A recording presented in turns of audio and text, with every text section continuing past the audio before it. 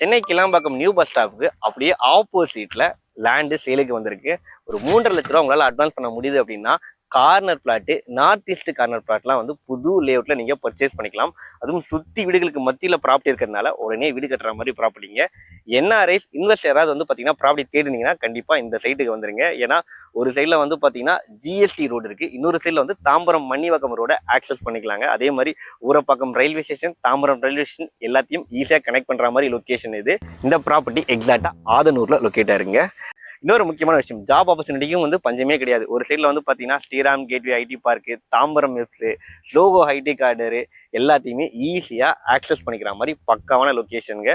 சைட்டுமே வந்து பார்த்தீங்கன்னா ஒரு கேட்டட் கம்யூனிட்டி ப்ராஜெக்ட், சுற்றி காம்பவுண்ட் வால் போட்டு என்ட்ரன்ஸாக ஆர்ச்சி கேட்டுன்னு நீட்டாக கொடுத்துருக்காங்க. பிளாக் டாப் ரோட்லாம் போட்டு பக்காவாக ப்ரெசென்ட் பண்ணியிருக்காங்க. டோட்டலாக 74 villa plots, DTCP RERA approval இருக்குது. 90% வரையும் லோனும் சப்போர்ட் பண்ணி தராங்க. 713 ஸ்கொயர் ஃபீட்லேருந்து பிளாட் சைஸஸ் எல்லாமே ஸ்டார்ட் ஆகுதுங்க. இந்த ப்ராப்பர்ட்டி வந்து டாசா குரூப்போட உமாராணி கார்டன் மெடோராங்க. பர் ஸ்கொயர் ஃபீட் ரேட்டு 3999 ரூபா கோட் பண்ணுறாங்க. டிஸ்பிளேல கான்டாக்ட் நம்பர் கொடுத்துருக்கேன், உடனே கால் பண்ணுங்கள். நார்த் ஈஸ்ட் கார்னர் பிளாட்லாம் கிடைக்காது, மிஸ் பண்ணுறாதீங்க. தேங்க்யூ.